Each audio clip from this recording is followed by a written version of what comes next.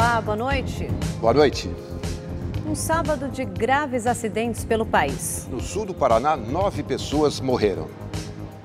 Um carro bateu de frente com um caminhão. Pelo menos 30 pessoas ficaram feridas. Em Colinas do Tocantins, um acidente parecido deixou 4 mortos.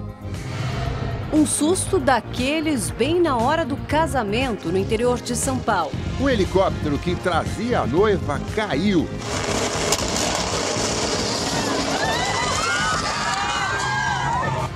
Na Rússia, protesto termina com a prisão de principal adversário do presidente Putin e de centenas de pessoas. Em Paris, um museu abriu as portas para o nudismo. Os visitantes chamaram mais atenção que tudo. No esporte, Neymar está de volta aos treinos na academia do PSG. O trabalho para retornar ao gramado começou.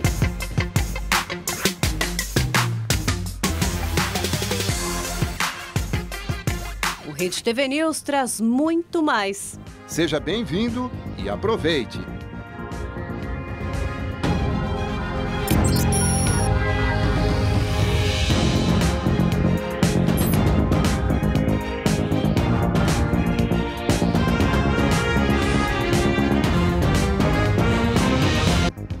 Depois de 5 anos, Ponte Preta e Guarani, os dois maiores times de Campinas em São Paulo, se enfrentaram pela Série B do Campeonato Brasileiro. Melhor teve a Ponte Preta, que venceu por 3-2, mas o clássico despertou a ira dos torcedores e teve até morte.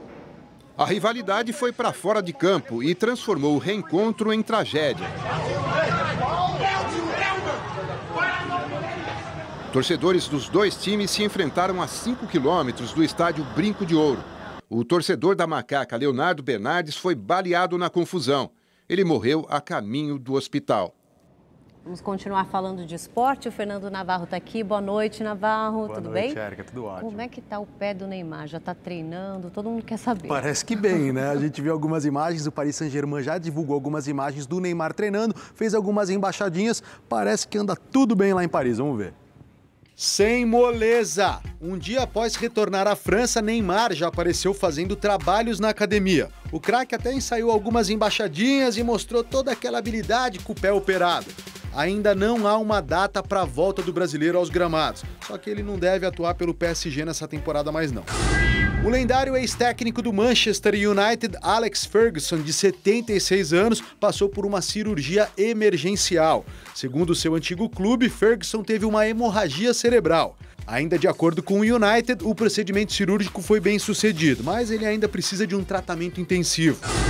Pietro Fittipaldi, neto do Emerson Fittipaldi, deixou a UTI, notícia boa.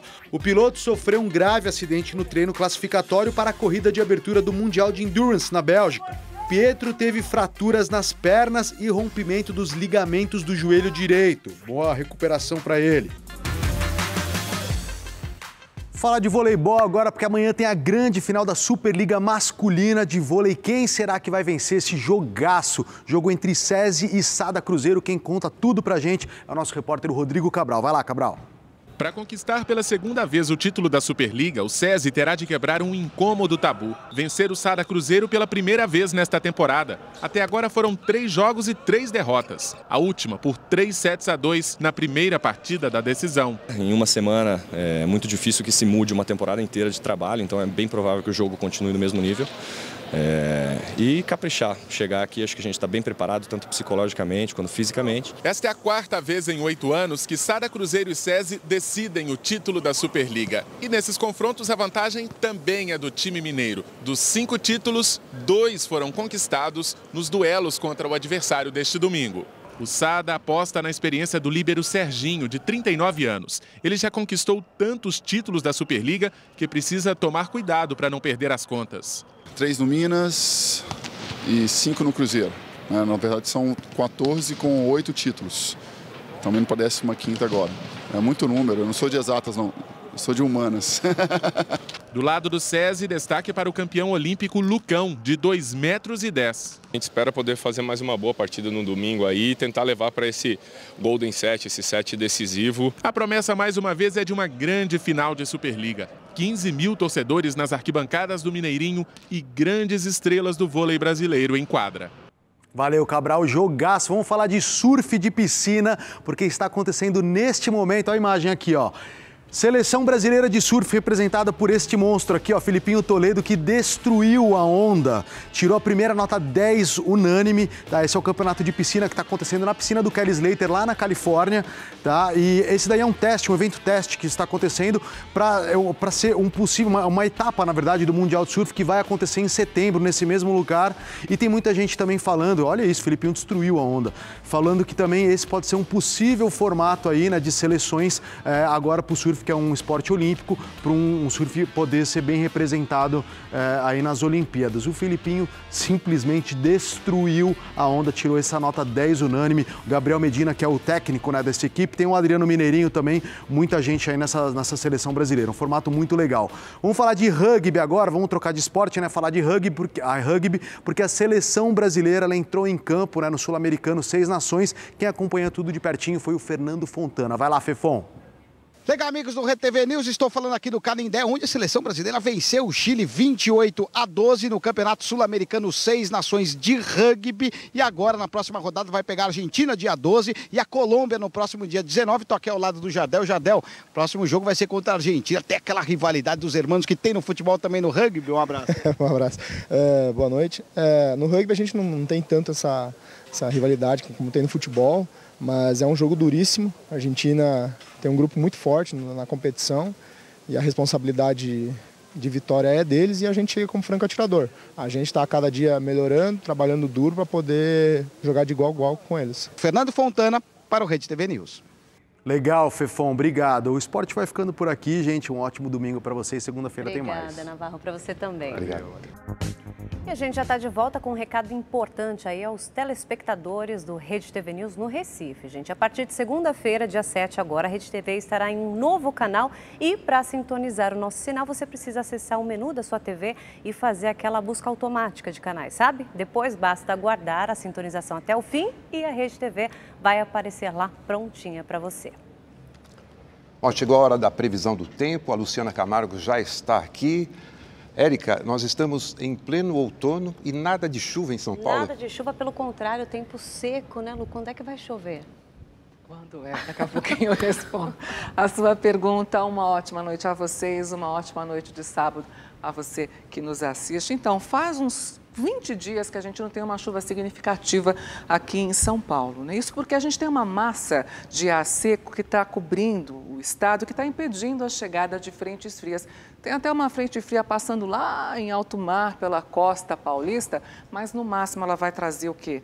Uma nebulosidade um pouquinho maior no litoral. Hoje a gente teve 30 graus à tarde, 30% de umidade relativa do ar. Quem sabe com essa frente fria, amanhã não muda um pouquinho esse quadro, aumenta um pouquinho a umidade. Agora, respondendo a sua pergunta, Érica, a gente tem uma possibilidade de chuva fraca para segunda-feira, tanto no sul quanto no leste de São Paulo, incluindo a capital paulista. Mas isso é segunda-feira. Vamos dar uma olhadinha no mapa de amanhã, domingão?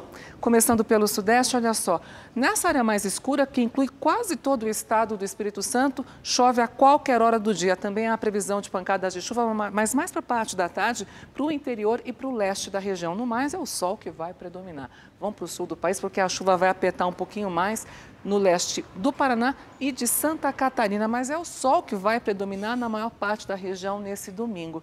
Vamos dar uma olhadinha agora no centro-oeste, falando em sol, né? Porque ele vai reinar em quase toda a região também. Só há previsão de pancadas de chuva para o oeste do Mato Grosso e aqui parte do oeste do Mato Grosso do Sul. No mais, é muito sol e muito calor. Já no nordeste, as pancadas de chuva elas vão atingir toda a faixa norte, toda a faixa leste da região. Nas áreas mais escuras, praias potiguares, praias paraibanas, Alagoas, leste da Bahia, ali a chuva vai apertar um pouquinho mais, ela vai ser um pouco mais frequente e intensa também neste domingão. E no norte do país, o sol está ganhando um pouquinho mais de espaço, ele vai predominar no centro-sul do Pará e também em todo o estado do Tocantins. No mais, ocorrem pancadas de chuva em pontos isolados à tarde. Vamos dar uma olhadinha agora nos termômetros? O dia vai começar, o primeiro domingo de maio, vai começar com 14 graus em Brasília, na capital federal, 16 em BH e também em São Paulo. À tarde, os termômetros vão chegar aos 35 graus em Belém do Pará e 34 em Cuiabá. Meu recado está dado, Érica Gaccioni, você de casa, uma ótima noite, um bom domingão. E é sempre um prazer estar com vocês aqui, viu? Obrigada, tchau, Lu. Como a Lu sempre fala, importante hidratação, né? Hidratação sempre. Independente do tempo seco ou não, sempre hidratar. Obrigada, Lu. Tchau, boa tchau, noite. de nada. E agora, atenção, estudantes. As inscrições para o Exame Nacional do Ensino Médio, o Enem, começam agora na segunda-feira, às 10 da manhã e vão até o dia 18 pelo site www.inep.gov.br. Mesmo quem teve isenção da taxa precisa preencher o formulário, viu? Quem não conseguiu ainda tem até o dia 23 para pagar os R$ 82 em qualquer banco, casa lotérica ou até na agência do Correio. As provas vão ser aplicadas em 2 domingos, dias 4 e 11 de novembro. A nota do Enem é usada, para quem não sabe, para o ingresso na maioria das universidades públicas e também para o SISU, Sistema de Seleção Unificada do Ministério da Educação. O MDB oficializou hoje a pré-candidatura do presidente da Fiesp, Paulo Scaff, ao governo de São Paulo. O presidente Michel Temer participou do evento. Scaff agradeceu o apoio dos correligionários e do presidente Temer. O pré-candidato disse que está confiante e que vai priorizar a educação. O compromisso que nós temos é trazer a educação do Estado de São Paulo nos padrões do SESI, nos padrões do Senai, na formação profissional. Scaff criticou o PSDB, que tem o ex-prefeito João Dória à frente nas pesquisas de intenção de voto. O governador de São Paulo tem que governar o Estado, tudo tem que ser problema dele. Se é problema da prefeitura, tem que ajudar o prefeito, ajudar o município. Se é problema do governo federal, tem que ter uma liderança a ponto de ir ao Congresso Nacional e aprovar as leis que sejam necessárias. Esse é o perfil do governador do Estado de São Paulo. Não pode ser aquele que empurra. O presidente Michel Temer foi o último a discursar. Temer falou sobre diversos assuntos, entre eles desemprego, inflação e a recuperação da Petrobras. O presidente aproveitou para pedir o apoio do povo nas ruas e garantiu uma nova parceria com o ex-ministro da Fazenda, Henrique Meirelles, que também acompanhou o evento. Nós temos o que dizer. Nós não vamos para uma eleição aqui em São Paulo, como não vamos para a eleição no plano nacional. E aqui eu registro que eu e o Meirelles estaremos juntos em qualquer hipótese. Por isso que o Meirelles veio para o PMDB, não é? Nós temos o que dizer, nós temos o que apresentar. Bom, a indicação do ex-diretor da Polícia Federal, Fernando Segovia, para o posto diplomático de adido policial na Embaixada Brasileira na Itália, está aí na mira da Procuradoria-Geral da República. A gente vai direto a Brasília agora com a repórter Renata Teodoro. Renata, boa noite. Como é que está a polêmica em torno aí dessa nomeação? Oi, boa noite, Érica Gaccioni e a todos que acompanham o Rede TV News. Olha só, Érica, de acordo com uma regra da própria Polícia Federal, deve haver uma quarentena de 3 anos para ser adido policial. Ou seja, Segovia ocupou esse cargo até o ano passado na África do Sul. Então, ele só poderia exercer a função novamente em 2020 em qualquer país. Agora, uma outra polêmica que foi apurada pela nossa produção é que existia uma fila de delegados federais que estavam na frente de Segovia para ocupar esse cargo na Embaixada da Itália. Aliás, essa nomeação ela é feita pelo presidente da República. Os detalhes a gente vai ver agora na reportagem. Fernando Segovia foi demitido do comando da PF pelo então ministro da Defesa, Raul Jungmann, em fevereiro, após uma passagem de apenas 4 meses pelo cargo. 2 dias depois, o presidente Michel Temer já havia publicado a nomeação de Segovia para adido policial em Roma. Além da quarentena de 3 anos para este posto específico, há uma pausa de 6 meses que impede Segovia de ocupar qualquer cargo público após deixar a direção da Polícia Federal. Por isso, Fernando Segovia só deve ir para a Itália em agosto. Por enquanto, ele está de licença capacitação, mecanismo previsto em lei. No período, continua recebendo um salário de R$ 24 mil, além de um adicional de cerca de R$ 9 mil.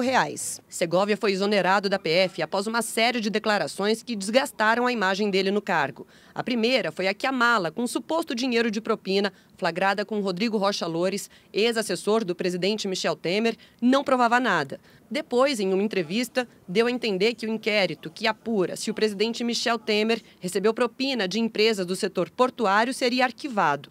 A investigação não apenas continua, como ainda pode ser prorrogada por mais 2 meses. O Planalto não quis comentar a indicação de Fernando Segovia para adido na Itália. Nós não conseguimos contato com o ex-diretor da Polícia Federal. Em Curitiba, militantes do PT e simpatizantes preparam atos aí para marcar um mês da prisão do ex-presidente Lula. Quem tem mais informações é a repórter Débora Oliveira, que está lá em frente à sede da Polícia Federal em Curitiba. Boa noite, Débora. Como é que está a movimentação por aí? Boa noite, Érica, Gatione, boa noite a todos. Olha, hoje a movimentação foi até tranquila, Érica, a programação já quase que tradicional, desde quando o ex-presidente Lula se entregou aqui à Polícia Federal. Tiveram vários atos, também várias palestras, oficinas culturais aqui na Vigília, que está bem atrás de mim, aqui onde essas barracas estão montadas. A grande expectativa mesmo é para o show que está para acontecer amanhã do cantor paraibano Chico César. Ele vai se apresentar no final da tarde aqui na Vigília. Essa, por enquanto, é a grande expectativa. Agora, mudando um pouco de assunto para a gente falar sobre a repercussão do mundo político de hoje, que foi a declaração aí do ex-ministro e também candidato à presidência da República pelo PDT, Ciro Gomes. Ciro disse mais cedo que uma aliança entre o PDT e o PT, nesse momento, para o primeiro turno das eleições para a presidência da República de 2018, é praticamente zero. Essa declaração vem aí depois de uma troca de farpas com a senadora Gleisi Hoffmann do PT, que também é presidente do partido, e que esteve aqui na última quinta-feira visitando o ex-presidente Lula e disse na saída para a imprensa que realmente Ciro não é nem pauta do PT no momento. Vai saber, né? Débora Oliveira, ao vivo de Curitiba, para o Rede TV News. Obrigado, Érica. O corpo do francês Eric Waterland, de 54 anos, que desapareceu durante um treino da corrida no Pico dos Marins, em Piquet, no interior paulista, foi encontrado. Um fazendeiro da região sentiu um forte cheiro e chamou a polícia. O esportista estava desaparecido desde 16 de abril. As buscas duraram 17 dias e foram suspensas na última quarta-feira. A causa da morte ainda vai ser investigada. E na Rússia, mais de 300 pessoas foram presas em um grande protesto contra o presidente Vladimir Putin. Entre os detidos estava o maior adversário dele, Alexei Navalny. O líder oposicionista foi levado pelos braços e pernas por policiais. Ele havia convocado manifestações para este sábado em todo o país. Milhares de pessoas aderiram ao ato. Em Moscou, houve confronto com a polícia.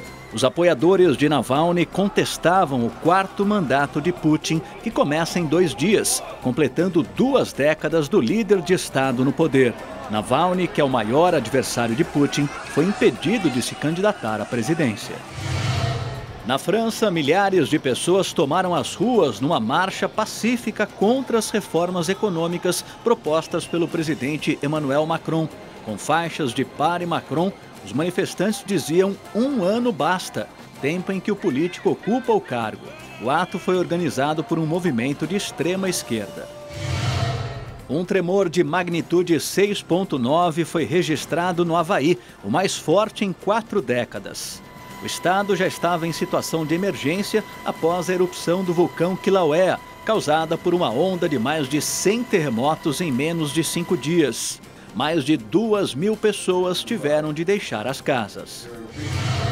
Uma chuva de 9 minutos causou um enorme estrago na capital turca, Ankara. Uma forte enchente arrastou carros e caminhões pelas ruas. Motoristas chegaram a subir nos veículos. 4 pessoas ficaram feridas e mais de 160 carros danificados. No Reino Unido, a família real divulgou as 2 primeiras fotos do mais novo príncipe, Louis Francis Albert Victor Nicholas Mountbatten. Os registros foram feitos no Palácio de Kensington, quando o pequeno tinha apenas 3 dias. Em uma das imagens, a irmã, a princesa Charlotte, de 3 anos, dá um beijo no bebê. Louis nasceu no último dia 23 de abril e é o 3º filho do príncipe William e da duquesa Kate Middleton, e o 5º na linha de sucessão ao trono britânico. O Museu de Paris foi aberto para nudistas pela primeira vez neste sábado. Um grupo participou aí das horas especiais de visitação nesse Museu de Arte Contemporânea. O movimento naturista conta com mais de 2,5 milhões de praticantes na França. É muita gente e recentemente recebeu uma área exclusiva num parque de Paris. O próximo passo, segundo a associação, é uma festa para nudistas em uma casa noturna que deve ser realizada ainda neste ano. Uma missão inédita. A NASA lançou uma sonda para investigar o interior de Marte e detectar possíveis terremotos no planeta vermelho. A decolagem foi a primeira interplanetária da base da Força Aérea de Wilmington, na Califórnia. E entre as características que vão ser estudadas estão a espessura da crosta do planeta, a estrutura do manto e a composição do núcleo de Marte. As escavações prometem ser 15 vezes maiores do que as anteriores. E um acidente que por muito pouco, gente, não termina em tragédia, acabou assustando os convidados de um casamento em Vinhedo, que fica no interior de São Paulo. Olha só. A chegada triunfal da noiva era filmada por vários convidados. O susto veio em seguida.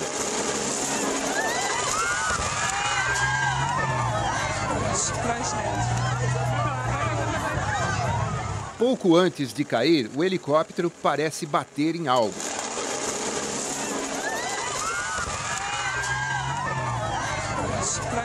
Repare que uma peça voa longe e só depois a aeronave cai.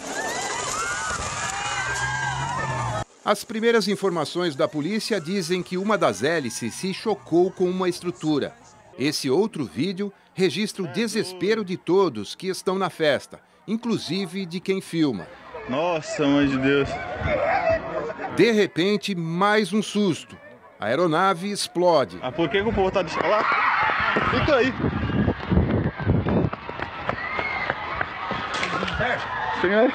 Viaturas do Corpo de Bombeiros apagaram o fogo. 4 pessoas foram socorridas, a noiva, o piloto, uma criança e um fotógrafo. Todas passam bem. E acredite, o casamento foi realizado.